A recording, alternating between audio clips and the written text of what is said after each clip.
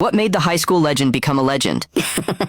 It started with a vending machine. Our school had these overpriced vending machines stocked with snacks and drinks students actually liked, but the administration claimed they were a privilege, not a right. That's why they were locked during class hours and only turned on during lunch and after school. Problem was, the lunch line was always so long that by the time you got there, the machines were either already picked clean or turned off again. Enter Marcus. Marcus wasn't loud. He wasn't a class clown or a rebel. He was the kid who sat near the back, always on time, always polite. Most teachers barely noticed him, but Marcus noticed everything, especially the fact that the vending machines were loaded by a private company but controlled by the assistant principal, Mr. Ryerson, the same guy who drove a shiny new truck and always seemed to be eating free snacks from that machine. Then it happened. One afternoon, Marcus put a $5 bill into the machine. It ate his money, didn't give anything back. He went to the office to report it, and Ryerson basically shrugged. "Not my problem," he said. "You should have used smaller bills." Marcus replied, "So how do I get my money back?" Ryerson grinned. "You don't. Maybe next time don't gamble with vending machines." Then he walked away. That was the moment, the snap, the origin story. The next day, Marcus came in with a laptop and sat near the vending machines. He didn't touch them. He didn't even eat, just sat there with headphones and typed. A few of us thought maybe he was working on a story for the school paper or coding some random game. Turns out he was writing a script, not like a play, like a code. For weeks, Marcus studied the machines, watched when the vendor came, watched which snacks sold out fastest. He even figured out the exact time the machine would shut off automatically. 12:46 p.m. Then on a random Tuesday, the machine suddenly stopped turning off. Not just for lunch, they were on all day. Students were eating Doritos at 9 a.m. and chugging Mountain Dew before calculus. By third period, Ryerson was storming through the halls yelling at everyone to stop using the machines, but no one listened. The code had overridden the timer. They pulled the plug on the machines. Next day, back on, same glitch. Ryerson accused the vendor. The vendor blamed the school's network. IT said the machines were running an unauthorized command loop. Everyone was confused, except Marcus. 3 days later, they shut down the entire vending system. When they finally checked the machine's internal memory, they found a small USB device taped inside. The program on it had completely taken over the scheduling system and rerouted it through a dummy server labeled admin testing. Guess who created the server? Yep, Marcus. He was called into the principal's office where he calmly explained how Ryerson had been overriding snack limits to skim free food for himself and friends and ignoring refund complaints from dozens of students. He then handed over a spreadsheet with every instance of lost funds over the last 2 years, cross-referenced with machine logs and maintenance reports. It totaled over $4,000, most of which had no record of being returned. The kicker? Marcus sent the same data to the local paper. The school board held a meeting within a week. Ryerson was reassigned within 2 days. Rumor was he was being investigated for misuse of school funds and theft. Marcus? Suspended for 3 days. But when he came back, the students gave him a standing ovation in the cafeteria. Someone printed, "Let him cook" shirts with a vending machine on them. Seniors voted to name the snack area the Marcus Market. Now anytime something breaks or someone tries to mess with the system, we all say the same thing. Where's Marcus when you need him? And that's how a quiet kid with a USB drive became a high school legend.